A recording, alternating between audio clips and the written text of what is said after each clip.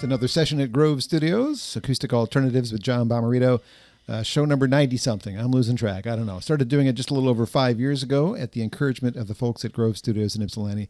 And if you're a musician or a podcaster or a DJ, this is a spot for you to do your thing, get out of the garage, get into the studio, get out of your apartment. You can make a lot more noise here and not disturb anybody. And I'm really grateful that they allow me to do this really fun thing that I used to do in my radio world job in Ann Arbor, but lost that in the pandemic. And this has opened up another door for me to expose people to either musicians that have been around for 40-some years, like my most recent guest, David Wilcox, or some that haven't been around quite that long. But for me, they're up there in the same category. They're the same level of awesomeness. Today, it's the Michigan-based artist who got my attention at a showcase many years ago at the Arc, where I think it was just one song. He did Marshall Street from her second album, Leaving Marshall Street. One song, and I was hooked.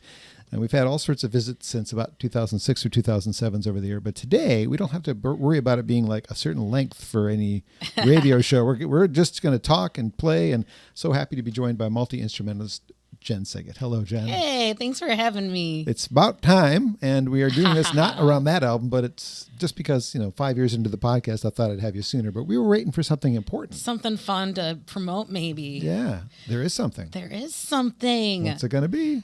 Though I have performed a bazillion uncountable times at this point at the Arc in Ann Arbor, I have never headlined a show there, which is kind of weird. I don't know how that's possible. Well, we did technically have one booked pre-pandemic, but as many things went by the wayside in the pandemic, also the show went by the wayside, so fell by the wayside. Yeah. So I did do a garage performance in Mike Lynch.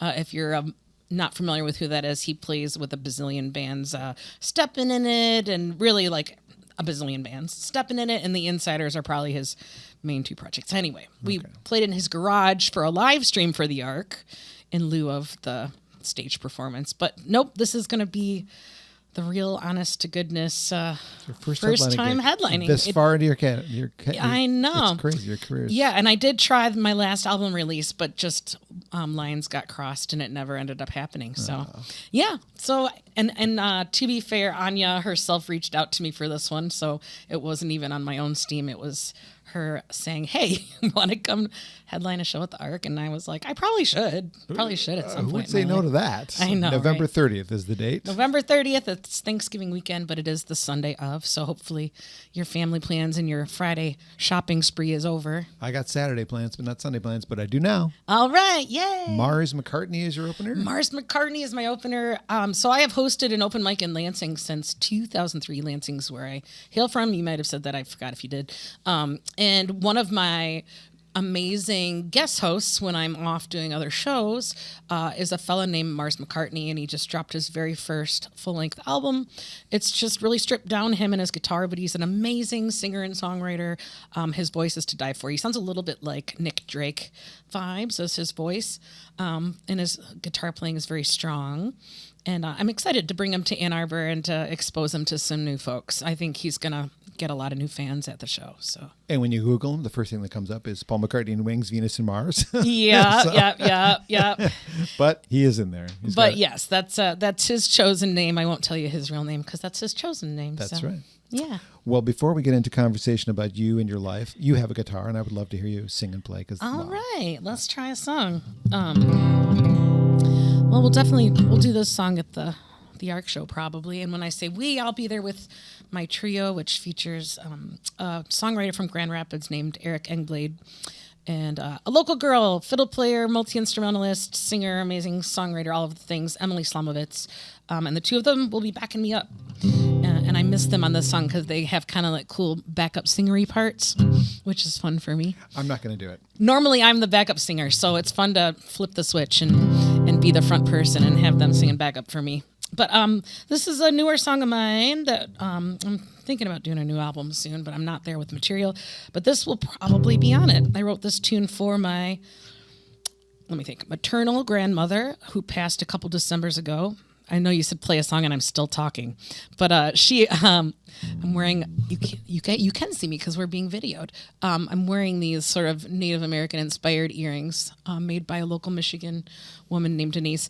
And I have a lot of Native American heritage, and I don't talk about it a lot because I look very pale for someone with Native heritage. However, my grandmother was a card-holding member of the Cattle tribe, and she made baskets out of pine needles and stuff, and I've posted photos of them online. They're really intricate, and some are in museums down in the South. And I have photos of her with the tribe chief and such. At any rate, this song, I didn't meet her till I was a senior in high school. My mother didn't know her from when she was 5 till I was a senior in high school. We had one Polaroid picture of her the entire time I was growing up, taped up on a mirror. And I did finally meet her for the first time, again, as when I was a senior. But I was never quite as close to her as I was with my paternal grandmother, who was basically like a third parent to me. And so when she passed, I felt regret, and I went on a bit of a deep dive about her life. And that's where this song came from. The name of the tune is Cowgirl, Cadillac, which was her vanity plate on her red pickup truck. So here we go. This is the full title is Grandma Went to Heaven in a Cowgirl, Cadillac.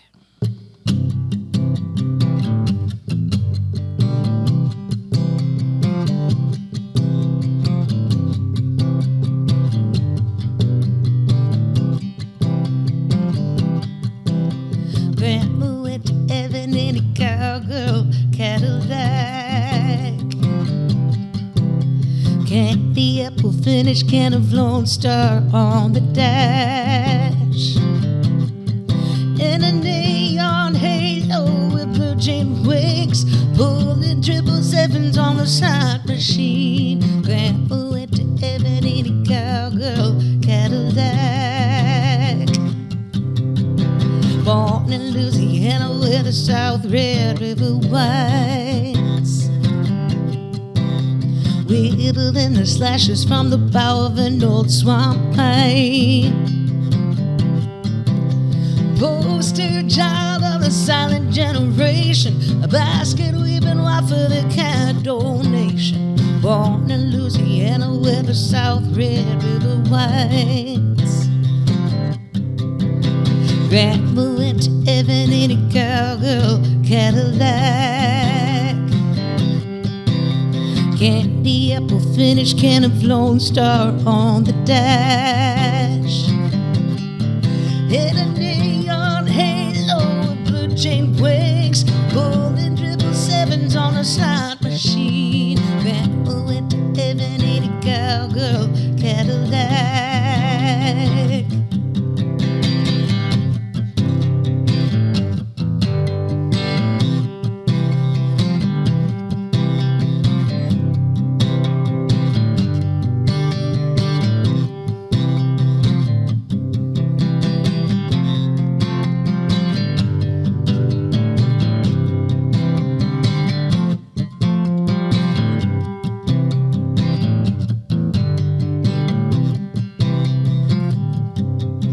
She tried domestication, but the lifestyle didn't take.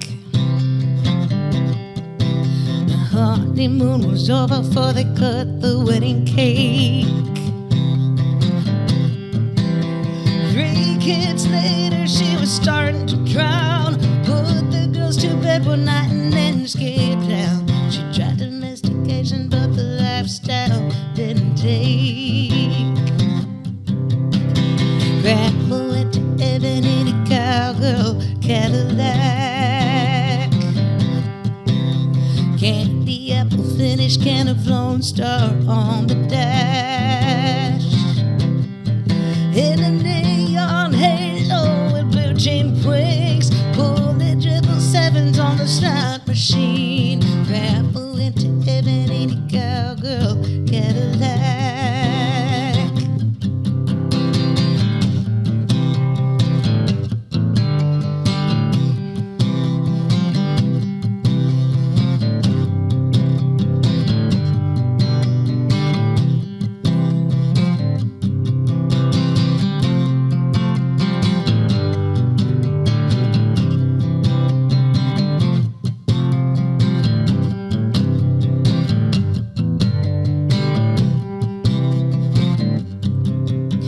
tried domestication, but the lifestyle didn't take.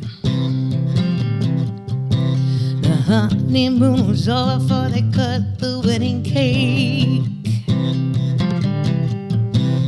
3 kids later, she was starting to drown. Put the girls to bed one night and then escaped town. She tried domestication, but the lifestyle didn't take.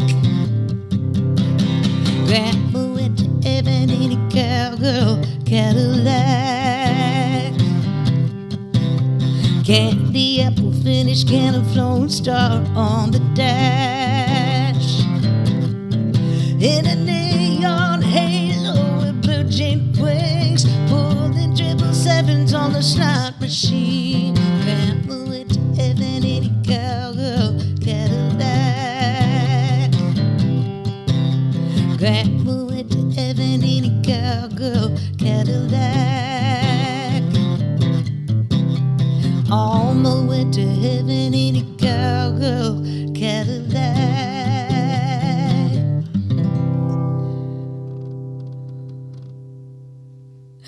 So that went out to your grandma, Jen Sygit. And I forgot to tell that important part of the story, which was our entire life we called her Marie, Grandma Marie, G. Marie.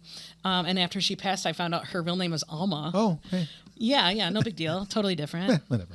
The other fascinating part that didn't make it into the song yet, I reserve the right to change it in the future, is that her sister also went by a pseudonym, and they're both buried together in the cemetery, which is very interesting. They don't like their real names, apparently. I guess they're just, sisters in secrecy. I don't know. Jen Sygit is my guest today on Acoustic Alternatives at Grove Studios. It's a song you will probably hear at the Ark at Go on November 30th. It's the newest one of the newest ones anyway, not available on one of the 4 records, and potentially will be available on a forthcoming record at some point. Yeah, I'm getting in gear. I'm definitely motivated to get a new record to happen. It's time. It's always time. Yeah. It's like constantly time is how it feels. But yeah, it's just always hard. The follow through is the hard part. Like finishing all the songs and feeling proud of them and ready to release them into the world is the tricky part. Now that one, as a specific spots, I'm sure like me, you're hearing like, oh, here's a guitar solo. Here's like, when you write, do you think that way? I do often think that way. Yes, not always, but yeah, I have. You had some big segments there where there was. Yeah, just like, I mean, to be fair, all of music is an oral tradition, and we're all listening to other things, ingesting them, and hopefully using bits of them in our own writing in our own way. Instead of thievery.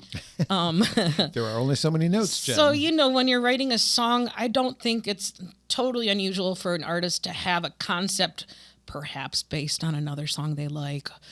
It might be a vibe, it might be a rhythm, it might be a melody, or a combination of such, as long as you don't get sued. And at any rate, I think whatever song you're vibing from has things going on that maybe you imagine as part of your own song. Maybe Brand New Cadillac, the song that The Clash covered. Was it a cover? Yeah, anyway. Or Pink Cadillac. Cadillac. There's lots of Cadillac. Yeah, there's some Cadillacs. Cadillac songs out there. Luke Winslow King Yeah. Well, let's back up to a time when Grandma was still with us. You were in Marysville, which is near Port Huron, right? Yep. That's where you grew up? My brother still lives there. I grew up in a little town called Marysville, which is at the base of the thumb near Port Huron. So Bridge to Canada is very close also. So my first ever gigs were bizarrely in a little Irish pub in Ontario in Sarnia. It was called Paddy Flaherty's. Oh, Paddy Flaherty. My friend Paddy. Paddy Flaherty's. Oops. Oh, I love you, Paddy. And it was like old Irishmen yelling, sing this Irish tune for me. And I got paid in beer because the drinking age there is 19. If you're not from this area, you don't probably know that. Yeah. So, all of the U.S. kids where I grew up were all hopping over the border and drinking at a much younger age. When I turned 21, it was kind of like, whatever, I've been doing this for 3 whole years already. So we did the Windsor trip from my area, so I know the thing. And I do have relatives that live in Sarnia and in Ontario as well. So, so that's part of my heritage for sure. The grandmother the song was about is more of a Southern. She was Louisiana, Shreveport area most recently. The end of her life, she passed in Michigan, but spent a lot of her life in the South. So, yeah, my mom was a military brat. And so my grandfather was in the Air Force, and that's how he met my grandmother. So we've got very white Irish on one side and Native American on the other. So, and a couple generations later, here I am. And I'm glad for that, of course. Before the 19 drinking age gigs, what were you doing as a kid? Like, what kind of stuff made you excited? Did you always play guitar? Were you? I grew up with music in my heart, for sure. My parents tell me stories now as an adult. Like, I was the first child. If you believe in birth order things, it usually means you listen to your parents and, you're well behaved. And that was me. I was very well behaved. My brother was the hellion. I'm throwing him under the bus, but it's okay. And my father said a story where a couple nights in a row I was not being a good child, in his opinion. What? Not me. I would never that. And he eventually came in my bedroom. The lights were off, but I was up, and he turns the lights on and says, "Jennifer, why are you not in bed?" And I said, "I can't sleep because of the songs in my head." That's a direct quote, according to my father. And they also say, and I do have some fun photos of me as a very young child playing instruments. And basically, if we went to someone else's house and there was a piano or any form of instrument there, I would not talk to anybody. I would just be like on the instrument the whole time. And by the end, playing Twinkle, Twinkle or whatever, a child plays. And I do have photos of me at like 5 or 6 years old on the piano and with really bad finger form going, ha, ha, ha. That was your first instrument was piano then? I think that's just a really available instrument to children. My first was probably recorder, and I played trombone in the high school band. But the first thing I ever wrote on was keys. If you're not a keyboard player, it's laid out very nicely in front of you compared to guitar, where you have to have calluses and finger dexterity and muscle built up. You can't often pick up a guitar and just immediately play it, but keyboard you kind of can. And if you've got a good ear, which is primarily what I am, I do read a little music, but I'm certainly not a strong music reader. But if you've got a strong ear, piano is your friend, because it's very, very quick and easy to see the patterns of the chords. And yeah, so my first, probably honestly not even keyboard, but bad, cheap grandma's retired organ in the basement was probably where I first wrote songs. My very first song ever was called Hot Love. I didn't know what the hell I was talking about. Sorry, can I say hell? I just did twice. It's a podcast. It's not radio. Yeah, so it was hot love running through my veins. Hot love. Boy, you can't explain. It's that hot love that you can't resist. Come on, baby, give me a kiss. Those were the lyrics. Where do you think that came from? I think it came from Madonna. Okay, Probably Madonna influence, or like over hypersexualized pop music. Like I didn't know what I was saying. I was just rhyming words and it sounded cool. Yeah. Yeah, so that was my first foray into writing. I wrote a musical in 4th grade. We're going way back. Wow, a musical. With a girlfriend of mine for Earth Day. Yes. You should pull that back out. I don't remember a lick of it. It happened, though. Nobody video recorded this? That's a good question. I'm going to ask my parents. All right. This feels like a thing that needs to come out next April. All right. So well, we're going way back. Yeah. So musical theater was part of your history, too. You did that in high school. I did a lot of musical theater. I went to Interlochen. I was in marching band and concert band and, jazz band. I was the singing trombone player. So I would gonna take a sentimental journey playing it on my trombone, stand up and sing it, and sit back down and play more trombone. Bring that back. I'm at a jazz station now. I know, but I went to college and I had to have some beer money, so I sold my trombone for beer money. It was a horrible idea. Can you still play? My embouchure probably sucks. I could get it back, but my embouchure, I'd probably, if you don't know what embouchure is, it's what you do if you're playing an instrument that has a mouthpiece on it. So that would be like trumpet, French horn, tuba. You need something called embouchure, and it's like the way you smush your lips into the metal. I swear that's really all it is. But that increases in intensity the smaller the mouthpiece and the higher pitch of the instrument. So I used to play trombone, so at this point I could probably play tuba. But it would take me a while to get back into form to play trombone, is my opinion. I'm surprised all those Lansing nights watching Stepping In It, you didn't get up there and say, hey, I can I can play trombone. Can I step in over here while you play another instrument? I know. I do wish that I would have kept it and kept the skill up more, but it isn't something that's super conducive on your own. It's as you mentioned, it's kind of like you play it in a band or with other people. Right. So as a songwriter, I gravitated more towards instruments where I could just back myself up instead of requiring other people to play with. Fair Although enough. it is very fun to play with other people too. Oh, yeah. And now I try to strike a balance of both. You should. It's good. What did you study specifically at Interlochen? Well, I went several times to what's called their All-State program, which is actually run by U of M. Okay. Ironically, we're in Ann Arbor. And so you wear maize and gold as your uniform for camp. And that's a 2-week program where it's very much like you just immerse yourself in one thing. So for me, I was a vocalist, so I went for their voice program. So it's like you're in a big choir and you do like a female madrigal and an all-female ensemble, and maybe like you audition for some small ensemble, and it's just all intensive singing all the time. And then my last foray into Interlochen was for what's called their international program. And it's 8 weeks long, and it's a little more like college. And if you're someone like me with more of a well-rounded interest in the arts, it was preferable because I got to take voice, piano, trombone, visual art, which is something I'm also very into. I had a painting hanging outside of Kresge Auditorium for a while because my professor liked it enough that it got picked to... I keep hitting the mic. I'm sorry, John. I got picked to have my piece displayed. I still have it in my basement in a cardboard thingy. Nice. I do get to use some of those skills now as a performer because I still do all my own postering and all my own graphic design for the most part, unless the venue offers it. Yeah. So it's a skill I still get to play around with a little bit. But yeah, so the international program was great for someone who ended up being a songwriter, just because again it lets you explore all different avenues within the art world and not just focusing solely on singing all of the time. And I did honestly get accepted to the academy my senior year of high school, but it's one of my big regrets in life that I turned it down.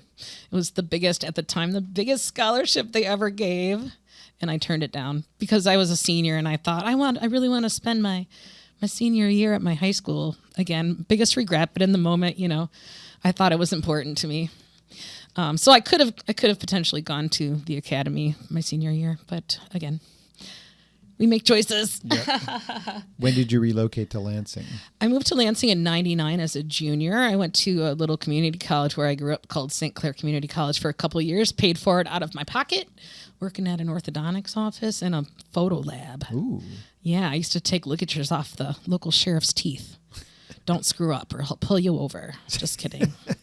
Yeah, so that was how that happened. I transferred in as a junior as an English major, and then I sort of morphed what I ended up wanting to do, because you sort of change your mind throughout college what you want to be when you grow up.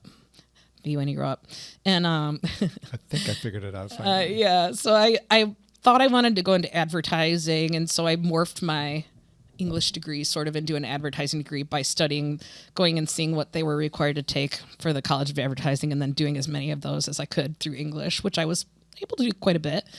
So advertising and psychology and things like that.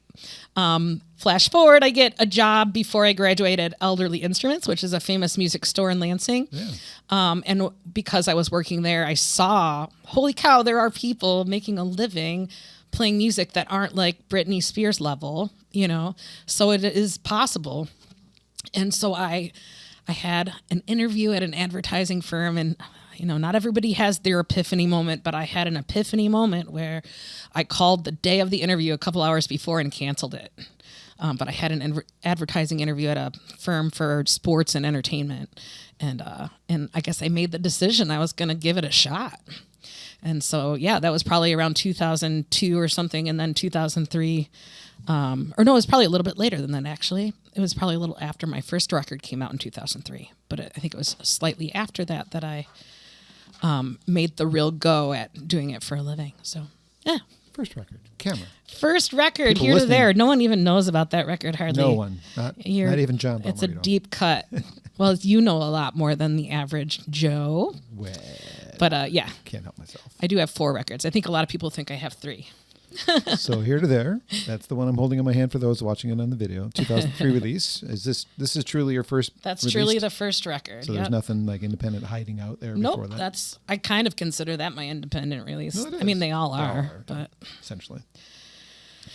Well, that is a good start. And then we eventually find ourselves, from this point of your career, playing more, getting out on gigs. And I imagine because the Michigan music scene, especially the folk Americana scene, is very supportive of one another. they are. I find that to be true with many musicians. I would agree with that. Yeah. I mean, there's always a little bit of competition because there's only so many gigs, but overall, from my travels outside of the state, I do think we have a special situation here where people are more a community and less competitive.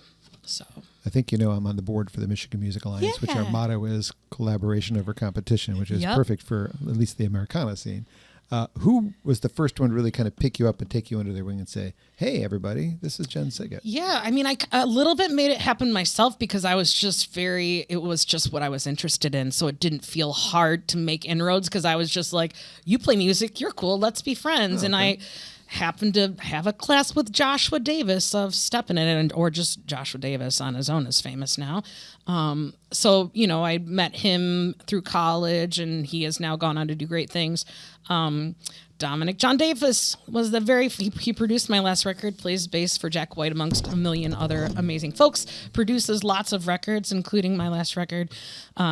He was the first person I met not in my dorm at MSU. So it was partly that I was just interested. I met him because I went straight to the Fine Arts Library and he was the librarian at the time. Okay. So, that's kind of how it happened organically. Perfect. Through them, I met Seth Bernard, and Seth Bernard invited me to be a part of Earthwork Music, which I'm officially not a part of Earthwork, but I think in my heart I'm always part of Earthwork, and I still work with all the people involved. I'm just not officially on their website as a roster person any longer, but I spent a lot of years working with and through them. It all happened pretty organically for me. I didn't have there's no team. It's a team of one. And it's just meeting people and forming relationships. And again, the Michigan community being more of an inclusive, let's work together, and less of a competitive, I'm not going to help you out, vibe. So, yeah.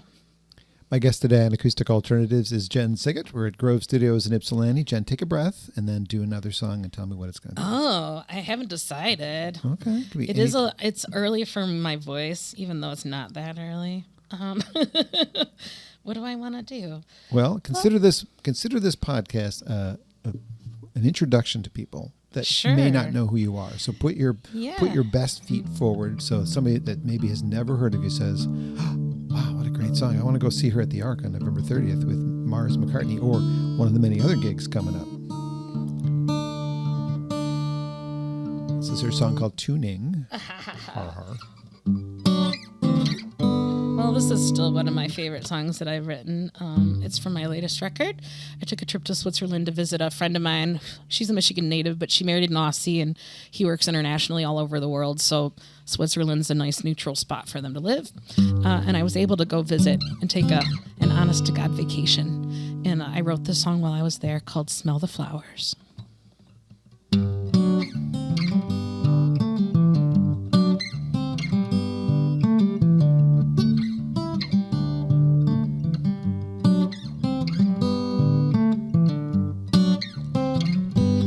Grab a globe, spin it round, close your eyes, put your finger down. It's there for the taking, the whole world could be ours if we start and smell the flowers.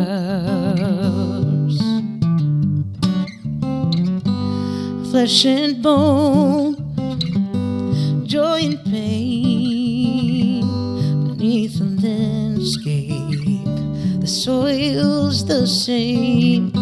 It's unsown dreams, turn kind men out. So let's stop and smell the flowers.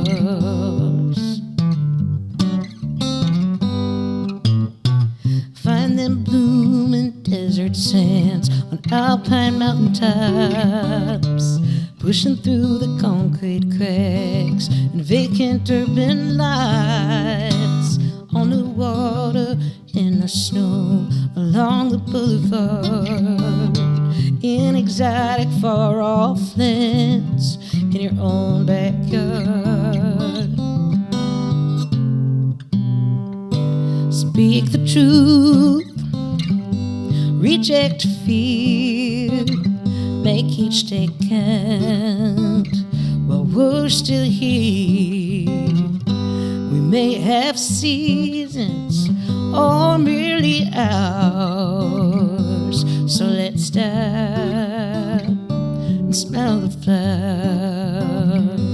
Yes, I stop and smell the flowers. Think it's time we stop and smell the flowers.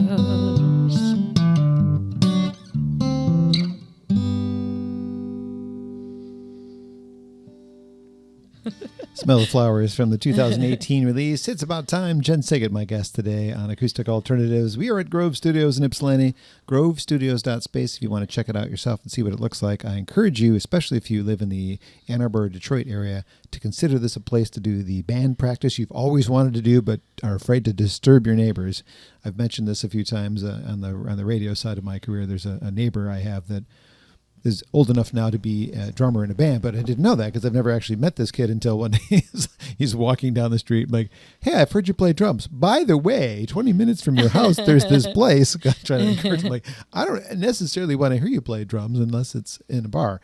So anyway, it's good for that. It's good for not disturbing your neighbors. And Grove has been a supporter of Acoustic Alternatives, not just a podcast, but now also a segment on a radio station, Sonic Coast, that I do at 3 o'clock. And these songs from these sessions end up on the Acoustic Coffee Break. So that song will likely get spun as part of that because all of the songs are available for the Acoustic Coffee Break.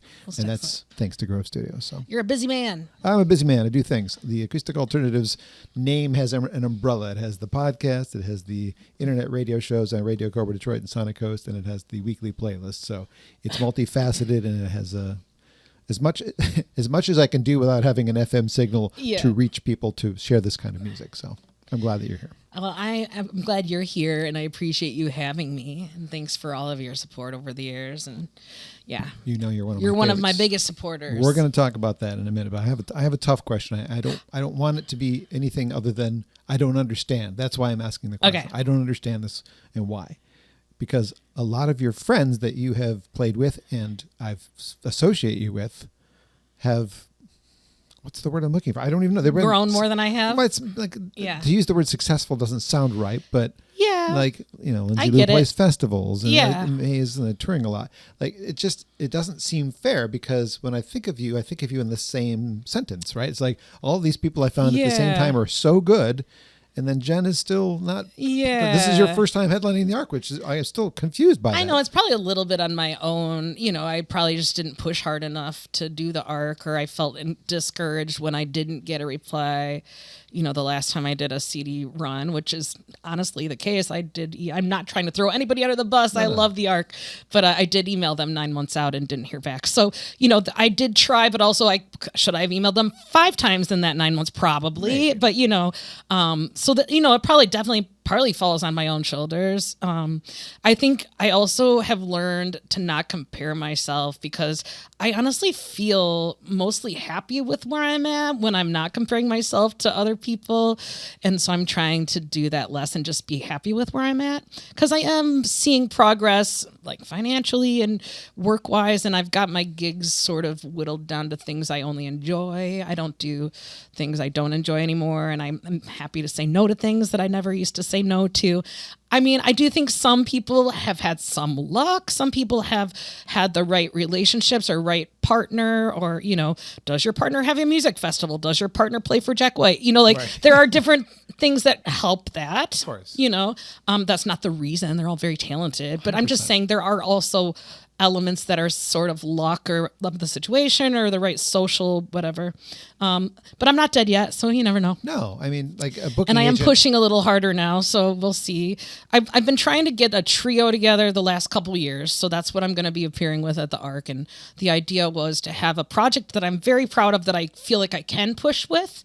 And also, I want my next record to pretty much, like, whatever I make for the record, I want to translate to the live show. So whatever trio I'm playing with will be making the record. In the past, I've done studio records where I have all these great, amazing musicians, and I can get them usually for the CD release run, but I don't have them all the time. So I'd rather have a project that directly translates from the CD to the live show.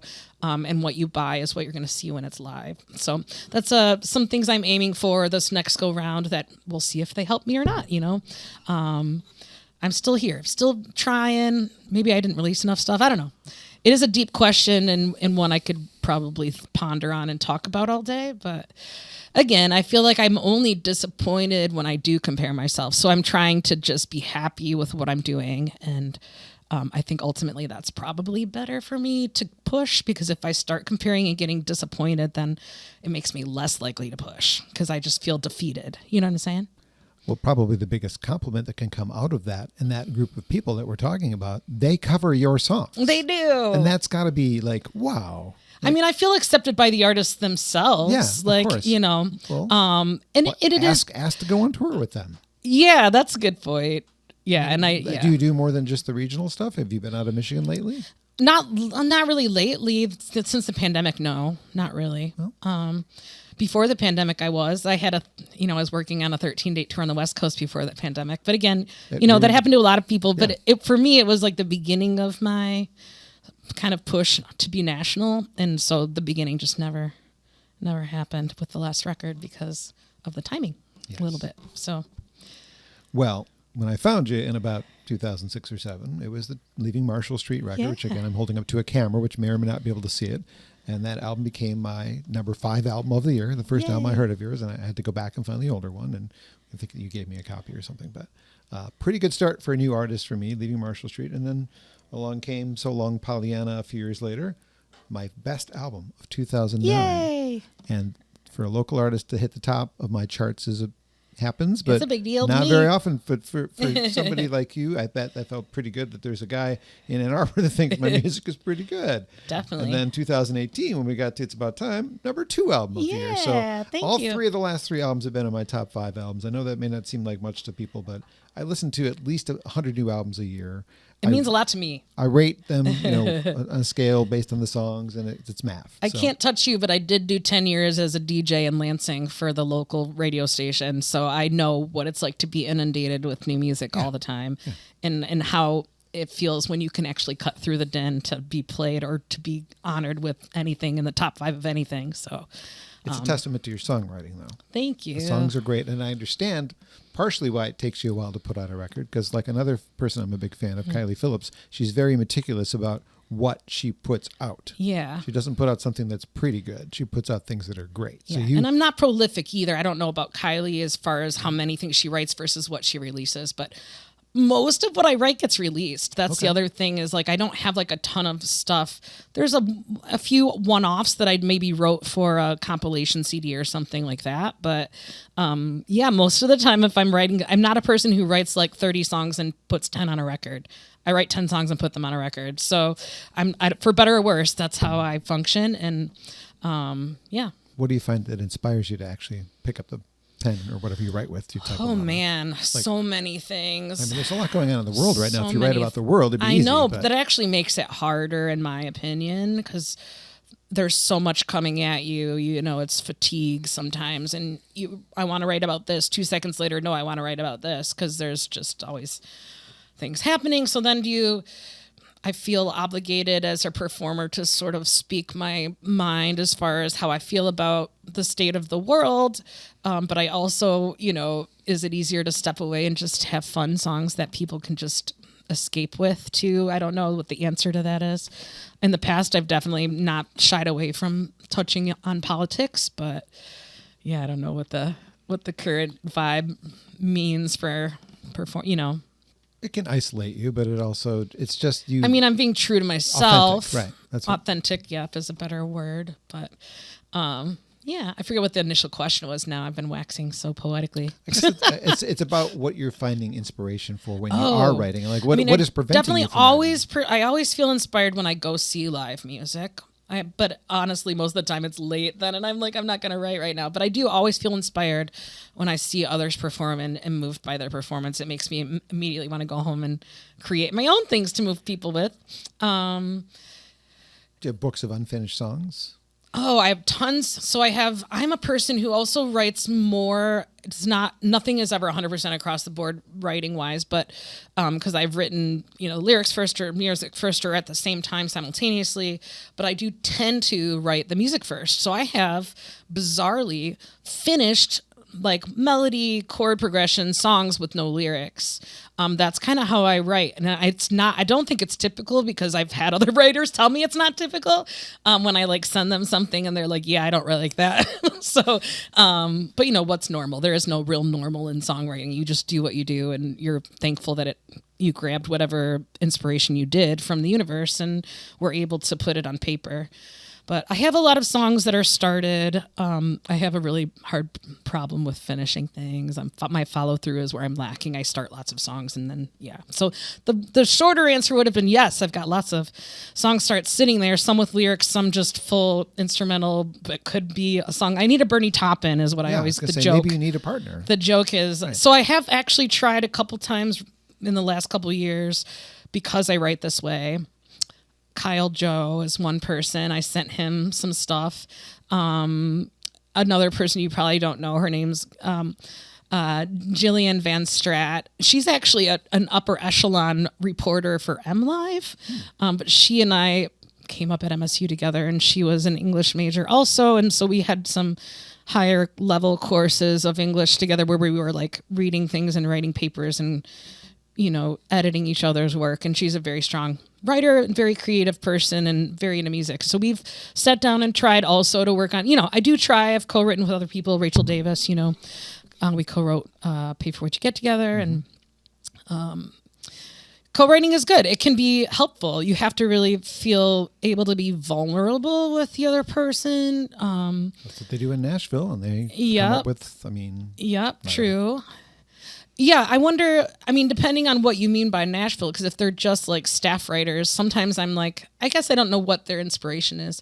It feels less personal to me, though. It's more the concept that you could sit down and write with somebody, even if you don't know them very well. Just find people that have similar thought patterns to you. Sit down. If you want to write more songs, I want more music from Jen, so I'm being selfish. I know, me too. I want more Jen Sygit material too. Well, that's just me, like I said, being I selfish. think also too, the older you get and the longer you're in the biz, you start feeling like you're repeating yourself or copying things you've already done. So I think that has I've never been a prolific writer, but I don't think it's helped me speed up as I've gotten older. I think it's the opposite, where I'm too aware of the audience, too aware of what I've already done, and not trying to copy other things or, I honestly do think I'm kind of stepping out of that a little bit now. I'm feeling, I did, recently I was an instructor at a songwriting retreat called Hugo Songs, hosted by Nicholas James Tomasma, who's a Grand Rapids songwriter. It's Nicholas James and the Bandwagon is his project. And one of my 3 workshops I had to present as an instructor, I did one on basically like borrowing versus stealing. And it was very fascinating to like really sit down and like look at songs that have borrowed heavily from other songs and things. And it made me feel less weird about it. And like once you really start like realizing, we all know it's an oral tradition. We all know we steal from each other to an extent. I do think obviously you should be stealing and putting your own self in there somewhere. It shouldn't just be mimicry. It should be, homage as opposed to mimicry. But it did help me, though. Putting that workshop together helped me feel less bad about borrowing things or being less concerned about accidentally. Like my first song I played today on the podcast is very much Springsteen vibes. And I'm at this point, I guess I'm sort of unapologetic. one of my side projects is a band called Stella with Joe Sarapere and Juliana Wilson. And when Joe first heard Cowgirl, Cadillac, she's like, it's just a Bruce Springsteen song. So, but it didn't bother me. So I think I'm making some progress in the, we're all doing the same thing. And, Bob Dylan was paying homage constantly to Woody Guthrie and like literally stole a melody and chord progression and wrote his own words over it in a tribute to Woody. So, I just think, again, we're all doing it. And I'm trying to give myself more grace than I give others. Or not more grace, but at least equal grace is what I'm trying to say. Because I give other people grace about it, but I don't give myself grace about it. You know what I mean? That's how music progresses, though. I mean, the MC5 and the Stooges gave us the Ramones, or Ramones gave us Green Day, whatever. And the Beatles gave us everything, and the Stones gave us... the Beatles were really just sucking everything out of the American rock and roll pop songbook, really. So nothing to feel guilty like if you about. watch those behind the scenes DVDs or whatever, or not DVDs, but the documentary. Yeah. I mean, they're in their downtime, they're playing all these American rock and roll tunes. They covered Motown back in their early days too. Yep. But they were really good, especially in their later career. The early career, they maybe were doing a little more mimicry and a little less homage. But by the end, it was like they're taking things and reworking them. And that's how, in my opinion, that's how magic happens in the biz the most, is just reworking something that's already happened or making something completely new. But yeah. Well, you just played a bit ago a song from the latest album, It's About Time. And so I know that there's not enough ready for a new record, but on this one, we mentioned you worked with Dominic John Davis, who produced it, kind of encouraged you to make the record, actually. He somehow roped in Luther Dickinson to help you.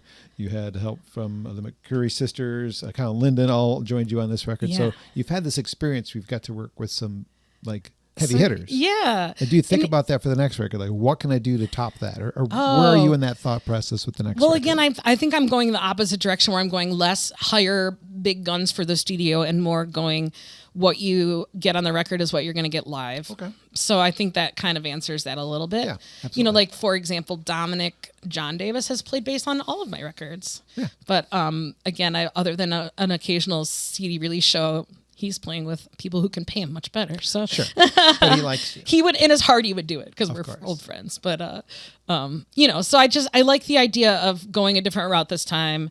Not getting I have access to many amazing players, like you said. A lot of my friends have grown bigger than I have, and they would still work with me. It's just I think this time I want to just do something different and just go with almost a live experience, like what you're getting again. What you hear coming out of the studio on the record, we would just be pretty much doing live is my intent for the next project. So okay. If there was a project that included more guests like that, do you have this working wish list in your head of boy, I'd really love to work with Oh yeah, sure. 100%. Buddy Miller would be up there for me. If I could crowdfund enough money to have him produce something that would make my life. I have I've got one step away from him a couple different ways. Sure. So I'm close, and I feel like I could, again, make it happen if I had the funds. I have a concept for an album, maybe that will be not this next album, but a future album. I want to do a duets record, and I want to tap all of my famous friends and co-write a song with them all and have that be an album. So that's something in the back of my mind. And I also love singing with a big band with horns. So that's something I've always wanted to do for a record. I did a little bit of it on the last record. But again, it's hard to bring that into fruition on a stage in front of people. It will probably end up being more of a studio project and not really ever doing shows out. But I have lots of album ideas and concepts I want to do. Okay. Again, a follow through. Got to finish those songs. I can start writing and feel inspired and have concepts of albums, and I got to finish the songs. So, if you're Bernie Taupin or if you're a Bernie Taupin type and you're listening to this, give me a call. Yeah. How about another song? Yeah, sure. We've been. I was going to play another newer one, but you've been talking a lot about Marshall Street, so I also feel like maybe I should play that. And I'm already in tune for it, so it's a win-win.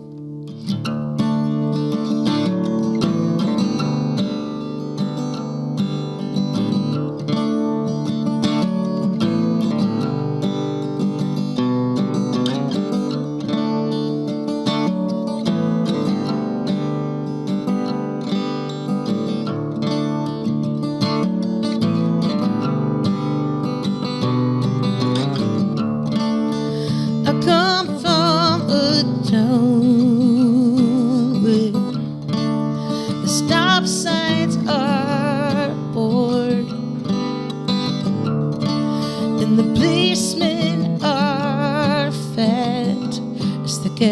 pockets of the man next door, where it's hard to find your voice, 'cause you feel like rusty strings, and there's 1,000 shiny new guitars held there waiting in the wings.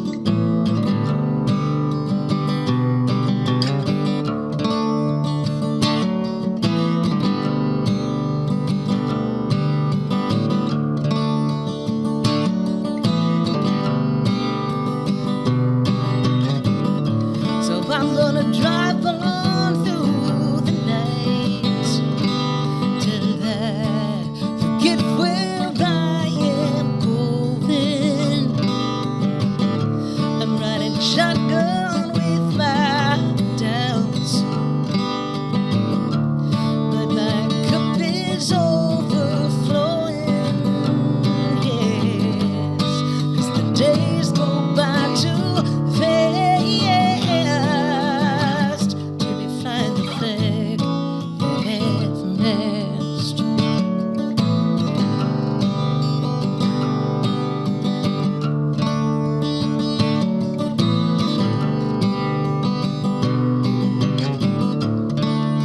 I came to rest in a city where the days and nights are seamless, and you see yourself reflected in the faces of the dreamless.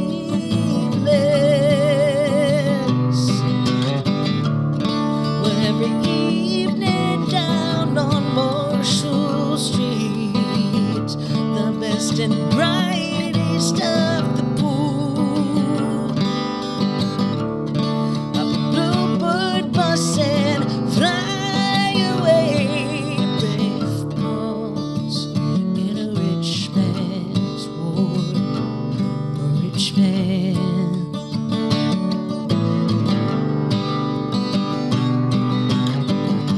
And down on Marshall Street they're fading fast.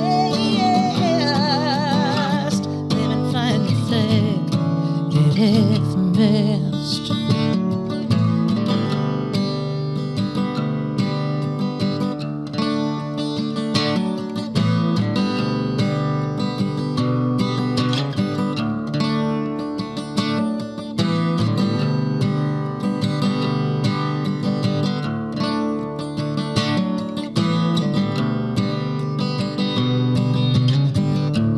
I was delivered to this country, yeah.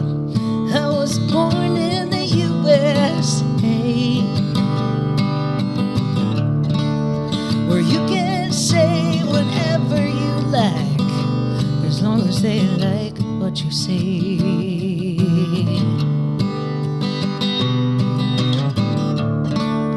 But that won't keep me quiet. Know that won't hold me down. I've got two empty and strong lungs, and I'm gonna push some air around. Yeah, I'm gonna push some air around. Are you gonna push your air around? 'Cause the days go by too fast to be flying the flag at half-mast. Yeah, the days go by too fast to be flying the flag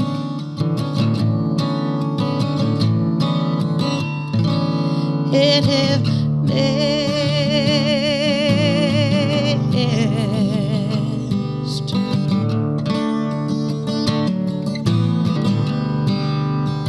How are you flying your flag? How are you flying your flag?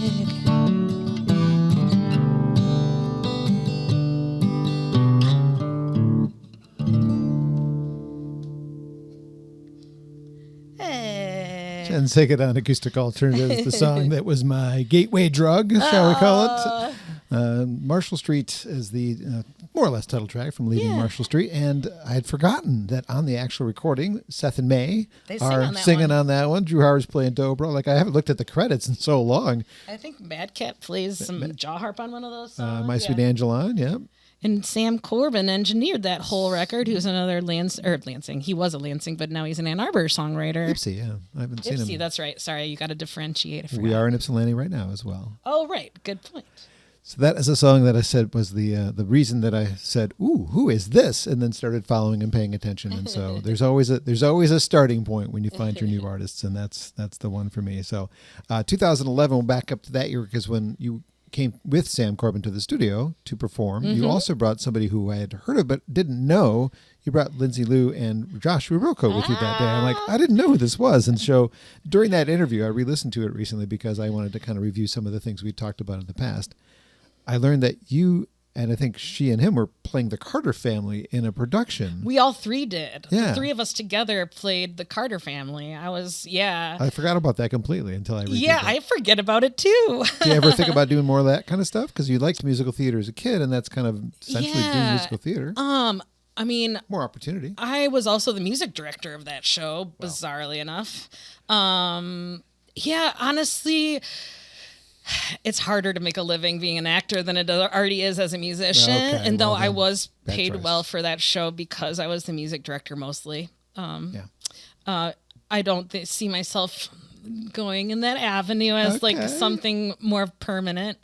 But that was a trip that we were all in that show. You should see the 70s versions of us when we had to have like 70s dresses and wigs because it's like the whole lifespan of these characters of the Carter Family. So yeah, totally weird. I gotta find the pictures. There's some really great pictures that we did an interview for like the local paper or whatever, and they took some fun pictures of like Lindsay holding an auto harp with us all and like Yeah, it's kind of funny. But I always remember that was you bringing Lindsay to me and me kind of going, "Oh, wow, how did I miss that?" So that ties in together. They were our neighbors in Lansing, and even after they moved to Nashville and blew up, when they would come to Lansing, one day I came out of the shower and Lindsay was just in my living room because there was a taco cart right by our house, and they were having taco cart, and my partner Jeff, who plays drums with Steven in it and Luke Winslow King and a bunch of different people around the state.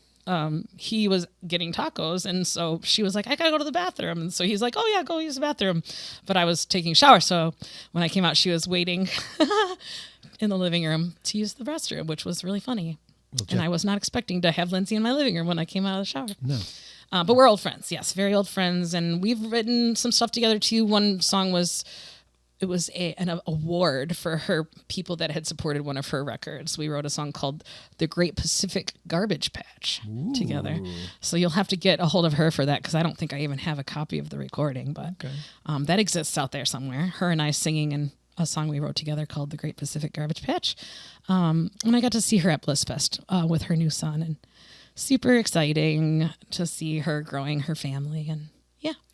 I was completely honored. I just went to her show at the Arc last week or the week before. I didn't tell her I was coming. I didn't reach out to try and do a podcast with her, even though I want to, because I knew there's a new baby, and I'm like, that's not even going to work. So I didn't bother. But when I got there and I walked past the sound guy, he said, "Oh, did the manager find you? Lindsay said that if you're here, that she wants you to do the intro." I'm like, what? Yeah. I haven't done those. Like, I don't even do that anymore. But like, yeah, Lindsay wants me to do it. Of course I'm going to do it. You will. So I just honored that she actually even thought of me, because I wouldn't thought it'd be a thought on her brain at all, especially when she has a new baby. But I know, and I don't see her that often anymore. It's like ships passing. He's usually at a festival really quick for like a few minutes. But there was a point when we spent a lot of time together, and she sent me a very sweet text message that led into a short convo last fall. She was at a venue in Fenville, Michigan, the southwest part of Michigan, called Salt of the Earth, which is an amazing eatery, but also they have great live music. It's curated really well. And Lindsay was there, and they were playing some of my music in the overhead before the show, and she just was like, I just wanted to let you know you're one of the best that ever was, and I sent that to Josh, and he said I should tell you directly. Yes, you should. Yeah, so, but the feeling is mutual. We're very old friends, and I'm so lucky, all of my musical friends. I know it did happen organically, and it was just because we were all into it. Yeah. When I joined Earthwork, Seth Bernard wrote me a handwritten note, and it said, do you want to be in my songwriting collective? Circle yes or no. And then later it became like you had to get voted in, and it was like all, but like when I joined, it was very much like grassroots.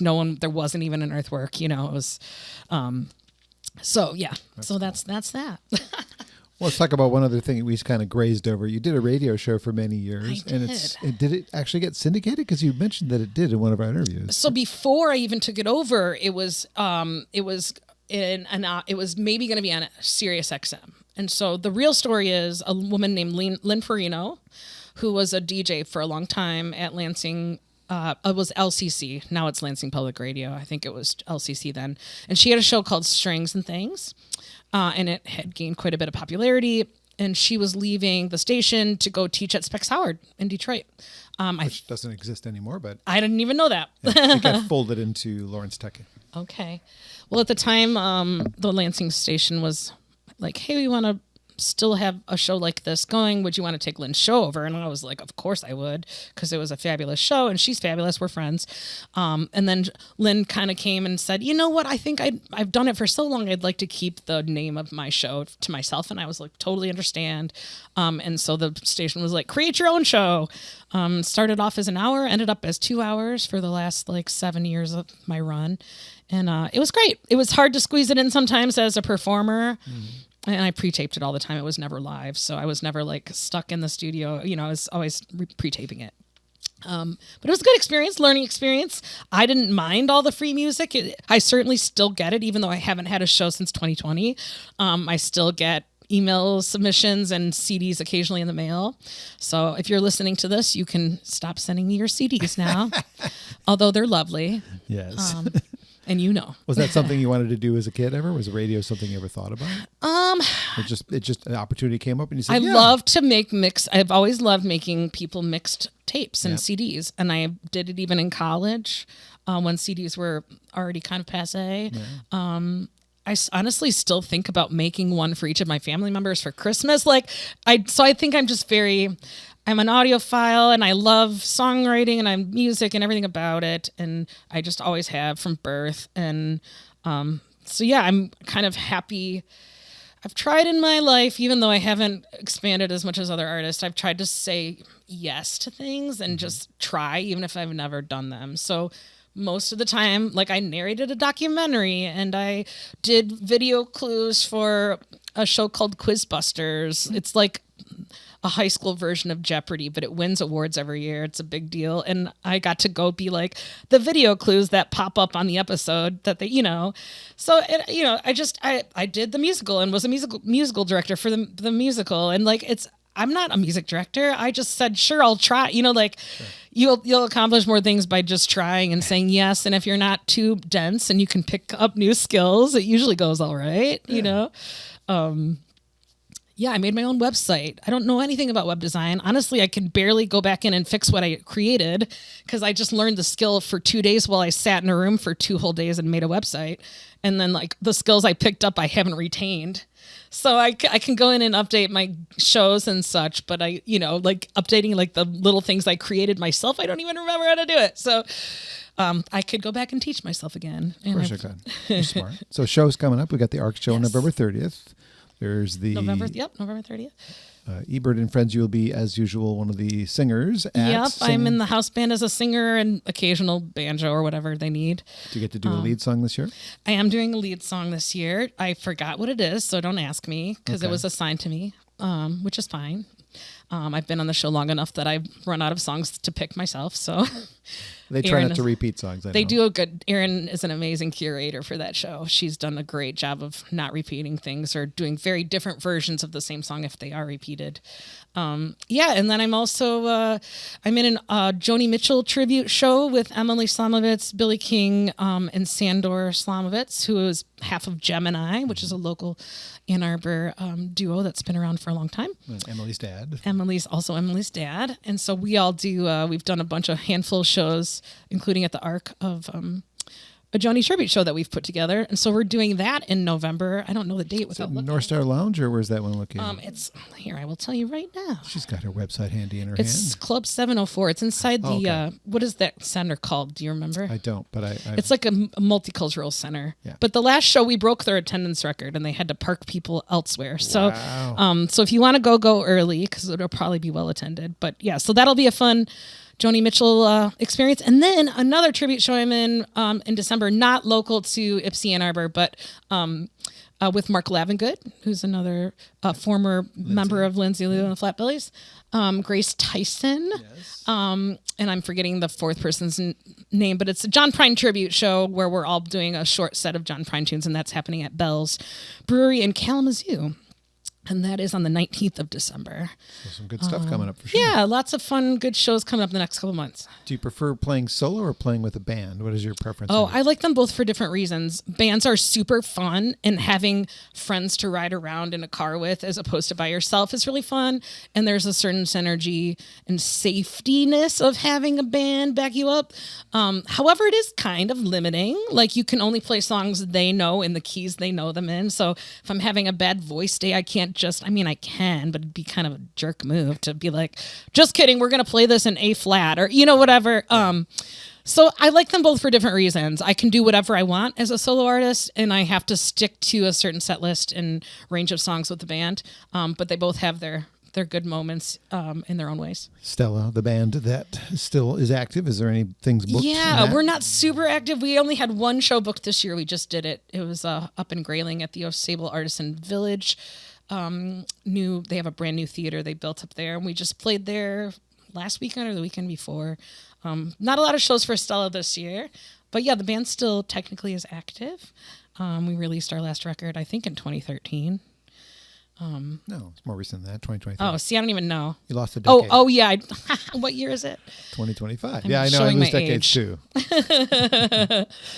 Backstage Pass you did for PBS in your own town. I did. Yeah, I won a Michigan Broadcasting Excellence Award for that show, and that got picked up nationally. So I was also getting emails from around the country That's what around I that want to era. know, yeah. Yeah, that show is no longer happening. Lots of budget cuts have happened, and it was PBS sort of related. So, but I was very fortunate to be a part of that show, especially like in its heyday.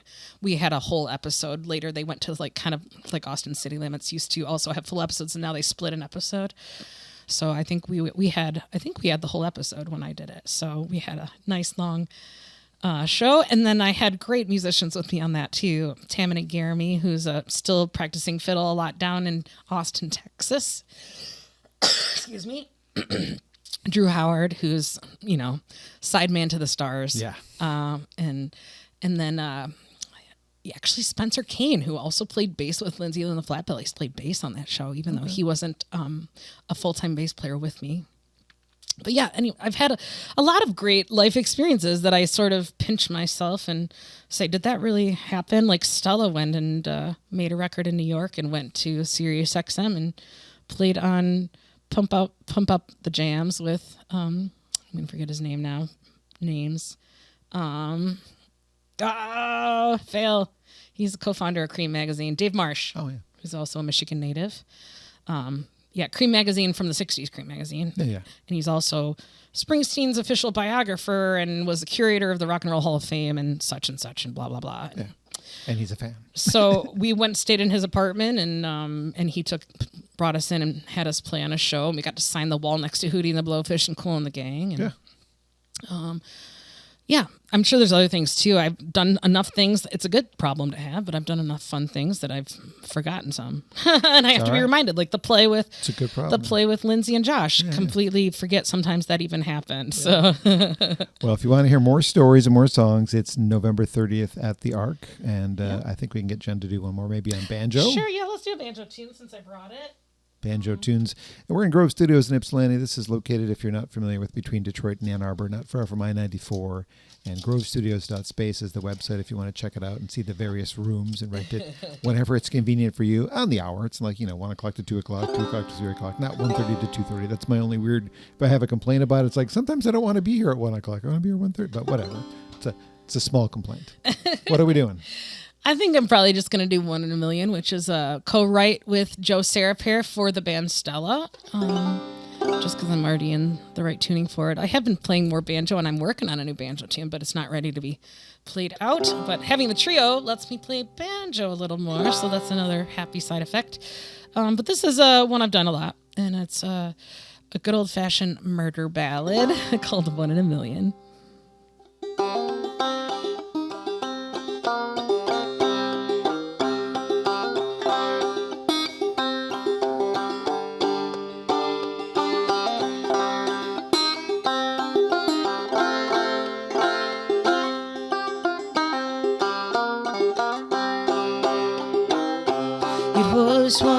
It was one in a million.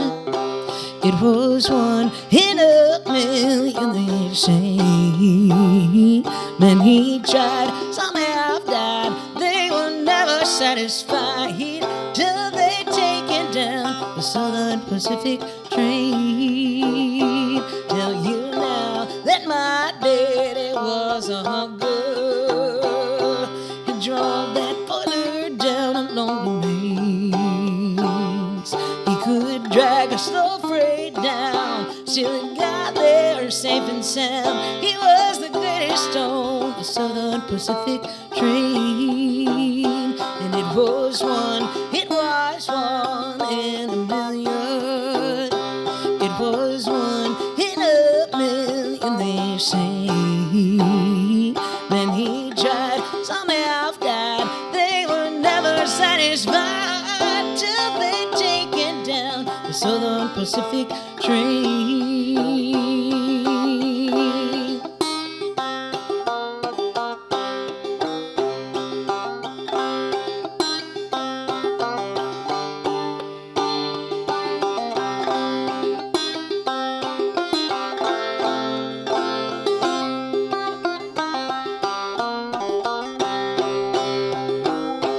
It was on a winter's night near Topeka. Who could see that novelty through the rain? No one heard not a sound after he called for the bound till he pulled the ears on the Southern Pacific train. And it was one in a million. It was one in a million, they say. When he tried, some have died. They were never satisfied till they taken down the Southern Pacific train.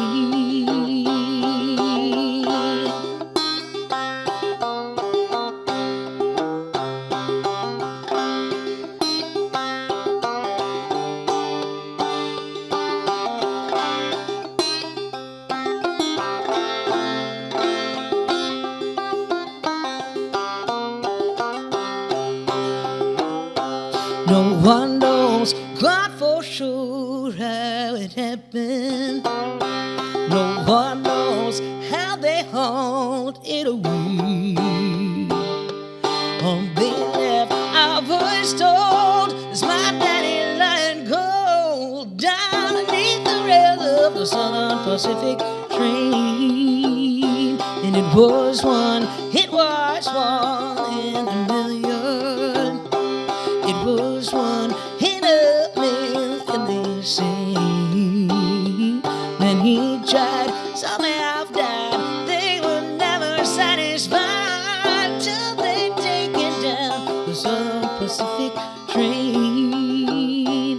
Many tried, some have died. They were never satisfied till they taken down the Southern Pacific train. Till they taken down the Southern Pacific train.